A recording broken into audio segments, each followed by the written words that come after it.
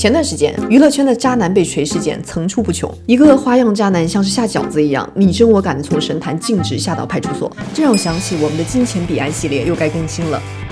这个系列里，我会给大家介绍金钱背后的 B 面故事，揭秘那些财富背后不为人知的真相，那些我们不懂的有钱人的痛苦，那些拥有了财富之后的真实人生。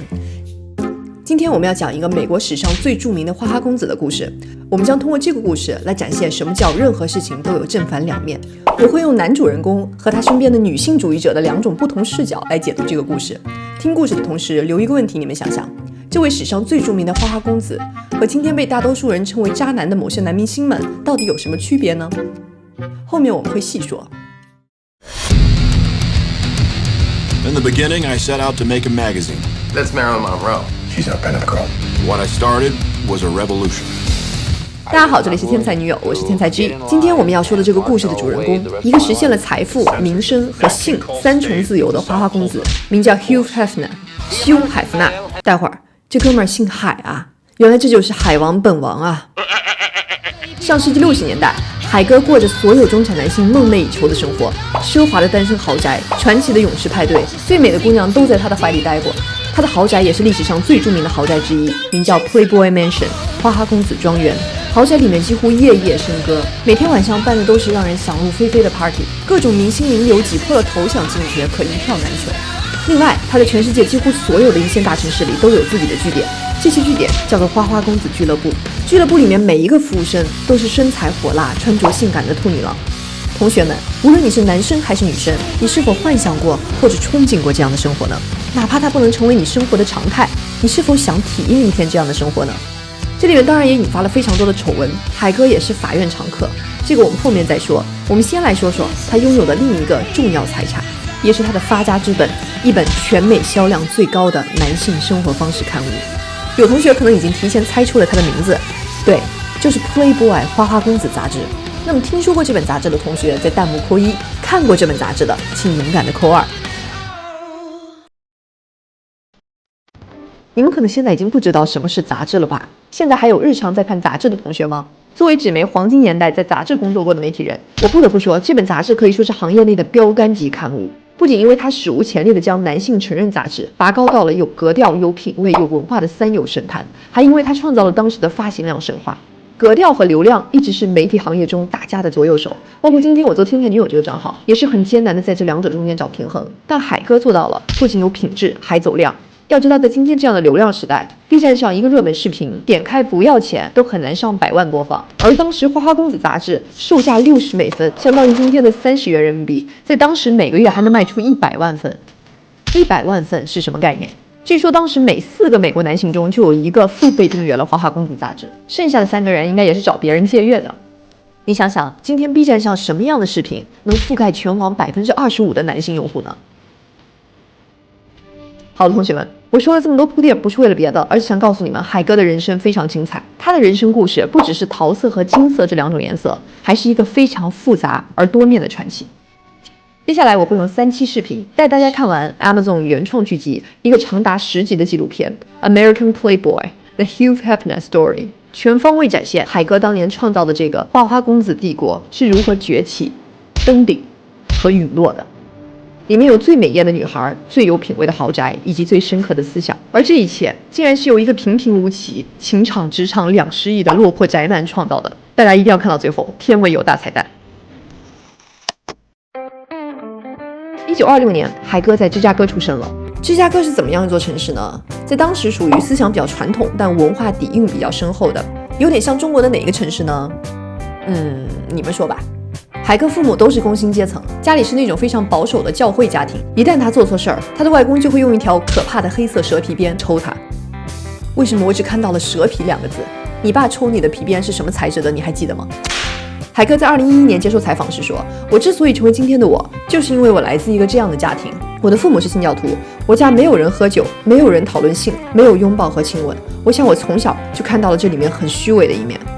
从某种程度上说，海哥后来的生活可能是对他童年生活的矫枉过正。在这样的压抑环境下成长起来的海哥，无论从哪个角度看，都是一个平平无奇的乖宅男。和那时候大多数青少年一样，他把美女海报贴满墙，不爱社交，所有兴趣爱好都可以在家里解决。你们宅在家有哪些兴趣爱好？可以帮海哥打在弹幕上。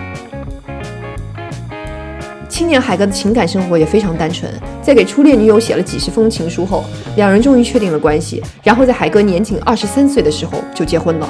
据海哥自己说，直到新婚之夜，他一直守着处男身。你们现在可能都不认识这个词了吧？我来解释一下，40、50年代的美国和今天的美国不一样，是一个极度禁欲的年代。当时好莱坞电影中的男女主都得分床睡，一首叫做《我妈妈亲吻了圣诞老人》的歌都能成为全国性的丑闻。在这样一个极度保守的年代，海哥经历了他人生中最重大的打击。新婚燕尔，在一个春风沉醉的晚上，海哥被老婆告知他被绿了。这个打击对海哥来说太大了。据他自己说，在之后的很长一段时间里，他都觉得他们的床上还有第3个人。不过呢，海哥痛苦地消化了这个打击，选择原谅了他的妻子，继续两人的婚姻，并且很快生了娃。如果换成是你，遇到这样的打击，你会怎么做？算了，这么残忍的问题我还是不问你们了。也许在他从小塑造的价值观里，离婚是件非常失败的事情吧。那么海哥少年时代近乎清教徒般的生活，怎么就变成了之后的纵情肆欲呢？一个恪守戒律的乖宅男是如何最终成为了花式纵欲的花花公子本尊？难道这就是所谓的被压抑的天性会推动潜意识的爆发吗？其实如果我们客观地观察少年时的海哥，他是那种从小很内向、很害羞，但又很爱幻想的男孩，老实本分，很少通过肢体和言语来表达情感。从他的某些行为来看，可能有点回避性依恋人格，但他从小就对美的事物以及文艺有很强的热爱，包括他小时候消解内在压抑情绪的唯一爱好就是画画。大学时他已经开始画插画来赚钱了，而他实习和工作的地方几乎都是各种报刊杂志，这其中就包含了他日后的竞品 Esquire， 国内也引进过这本杂志，中文名叫《时尚先生》。不知道你们有没有听说过这本杂志？没听说过的应该也都见过他家封面吧。谁也没想到，海哥人生的转折点竟然来自人生首次提涨薪。关键是海哥提的也不过分，他提出了$5的涨薪要求，竟然被老板拒绝了。这时候如果是你，你会怎么做？你肯定会很愤怒吧？不过很多人愤怒完了继续干，海哥愤怒后决定飞了。我一直觉得愤怒是股很积极的力量，因为它能逼你张开翅膀，当然前提是你得有翅膀啊。海哥爆发了，他决定创业，他要办一本属于自己的杂志。他老板肯定没有想到，当年就因为他舍不得这$5，最后竟然培养了一个把自己干掉的竞争对手。当时海哥选择创业的原因很简单，他一直喜欢有创意的工作、精彩的视觉和宏大的主题。他觉得当时所有的男士杂志都不够好，他想创办一本完全体现了他的个人趣味，会吸引和他趣味类似的男性读者的杂志。他想创办一本体现了他的个人趣味，会吸引和他相似的男性读者的杂志。同学们，看到这里，我居然心跳加速了，并不是因为我爱上了海哥，而是因为我突然找到了一种共鸣。我的老粉们应该都能感觉出来，我既喜欢和美相关的一切事物，也喜欢宏大、哲学且深刻的命题。然而市面上并没有太多地方能满足我这两种看似冲突的需求。我喜欢的内容既肤浅又深刻，既表面又本质，并且还能涉及时尚设计、艺术美、文学、哲学、社会学等等这些我感兴趣的领域。正是因为找不到我想看的内容，所以我才想到了做天才女友。我希望它既是我个人趣味的体现，又能吸引和我一样的同类。看来媒体人创业的初衷很多时候惊人的相似，就是都放不下对个人趣味的执念。那么花花公子到底呈现了一种什么样的个人趣味呢？在海哥的愿景里，他希望这本杂志能包含年轻有品味男性感兴趣的一切，时尚、文化、旅游、政治、漂亮女孩等等等等。那这里面怎么可能少了性呢？不过和市面上其他以裸女做封面的低俗成人杂志不同，海哥想做一本有品味的成人杂志。用咱古人的话说，那叫色而不淫。当然这是他的理想啊，做起来肯定是困难重重。首先，如何做到色呢？这时我们就要来说说《花花公子》杂志最著名的一张裸体女孩的照片了。这本杂志的创刊号，海哥逼自己要找到一张能展现最高诱惑的女孩照片做封面。在杂志的世界里，创刊号的封面常常决定了一本杂志的开局。这也是为什么任何杂志在创刊号时都会使出吃奶的劲儿，请一个他们请到的最大的流量明星来坐镇。比如 GQ 创刊号请到了搜红雷、张艺谋、刘德华3巨头。是的，搜红雷老师在被你们的买瓜视频玩坏之前也是巨头。Vogue Me 创刊号请到了当时如日中天的鹿晗和水原希子。男人装创刊号请到了时尚先生的年轻版 Fine 创刊号请到了易烊千玺。因为这涉及到每一个创业人都会被问到的问题：你的冷启动流量来自哪里？那么海哥的冷启动流量来自哪儿呢？为了找到最理想的情色照片，海哥和他哥们儿跑遍了市场上能找到的所有挂历公司。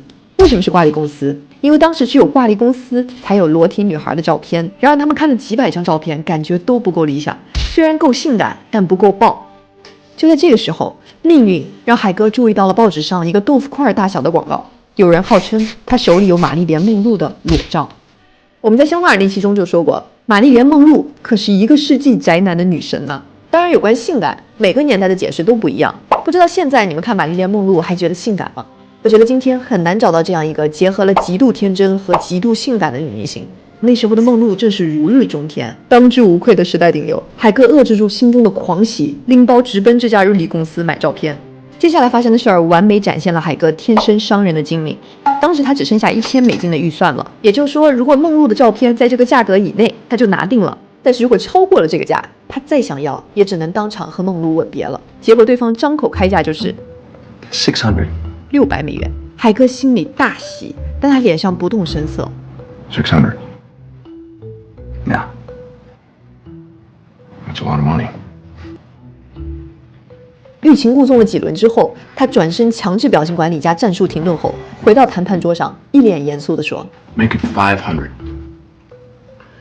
Done. 对方爽快地答应了，还觉得自己赚了。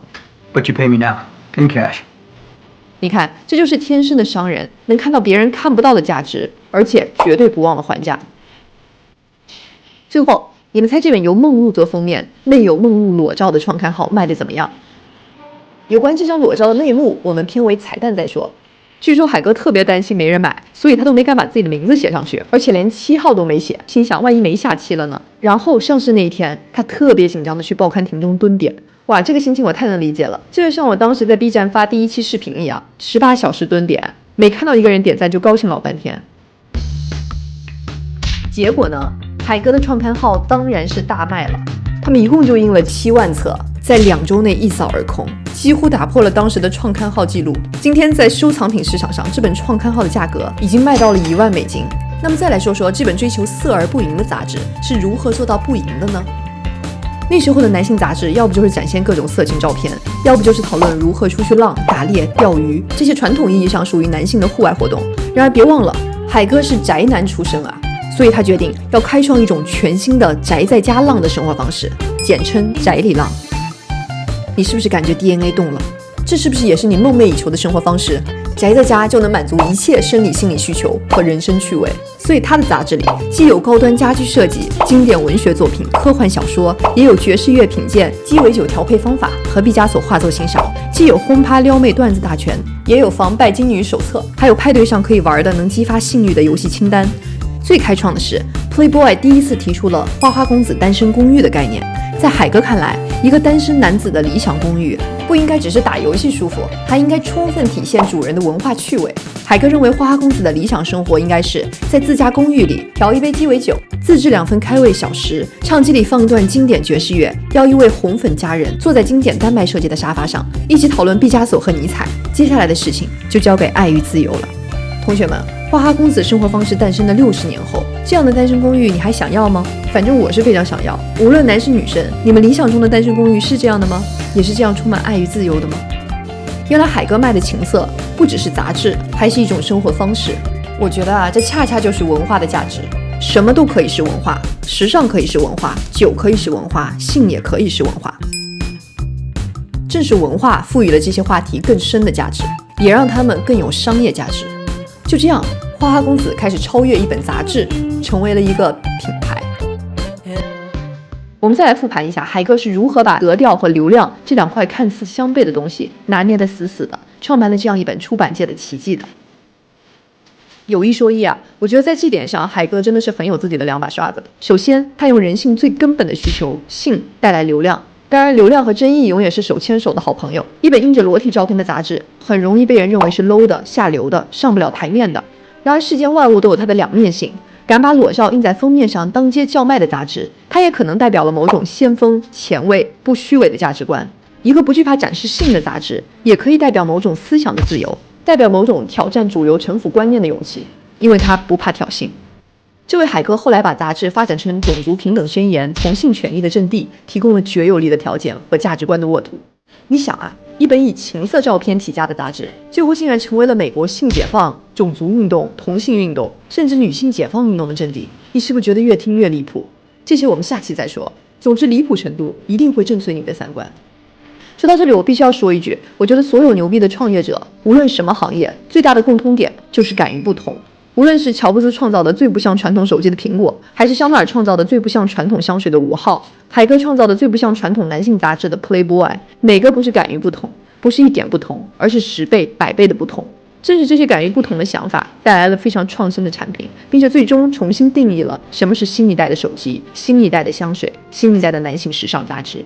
所以同学们，在你未来的人生里，如果有一个时刻，你觉得市面上已有的产品都不够好，比如说你觉得 B 站上已有的视频都不能满足你的需求，你有一个和现有的东西完全不同的想法，千万不要觉得自己是少数就不敢去尝试，因为真正的创新往往来自极少数人的敢于不同。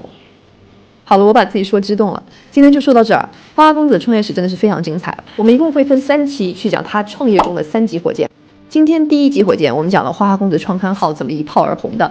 第2集火箭，我们会讲风靡世界的花花公子封面女郎的诞生史，以及我们的主人公海哥是如何在经历了一次荧幕滑铁卢之后，彻底决定改头换面，决定要改造自己的外在形象，从一个内向宅男彻底逆袭成风流倜傥、人见人扑的世界头号花花公子的。以及随着财富和权力的爆发，海哥是如何在纵欲的路上越走越远，走到光明与黑暗的边缘，踏上了一条不归路的。最后我们会揭秘在海哥震惊全美的单身豪宅中发生的那些不为人知，但你知道了一定会惊掉下巴的故事。彩蛋时间，有关梦露的这张裸照还有一个很有趣的故事。你们可能会好奇，梦露当年是为什么会接受拍摄这样大尺度的裸照的？和大多数拍裸照的明星一样，他当时也是因为没钱，受生活所迫，被摄影师怂恿就拍了。关键是他也没赚多少钱，大概也就赚了$50吧。然而这件事儿给他成名之后带来的影响却是巨大的。当时他和电影公司刚签约，公司要求他否认拍过裸照这件事儿，但梦露最终选择还是说了真话，因此也获得了大众的同情。所以这件事儿最终并没有给他的事业带来持续的伤害。比起今天一些明星选择死不认账来摆脱负面新闻的影响，你们觉得梦露的做法是不是更好一点呢？好啦，这期金钱彼岸我们就先聊到这儿了。对这个话题有兴趣的同学可以去翻看这个系列的前面几期，比如在有钱的痛苦你不懂中，我们探讨了生来有钱的豪三代如何寻找人生的意义。90亿身家的假人设中，我们聊了攀登财富阶梯的过程中，英雄和骗子如何只有一步之遥。希望这个系列能超越现在泛滥的财富八卦，去深度展现任何事情都有的正反面，以及人性的深邃和现实的复杂性，这是让我超级感兴趣的部分。好啦，这个故事就先说到这儿了。如果喜欢本期内容，别忘了转发给你身边的花花公子和花花女公子。你也可以通过点赞这个视频来加速这个系列的更新。最后别忘了关注我，这里是天才女友，眼界改变人生，我们下期见。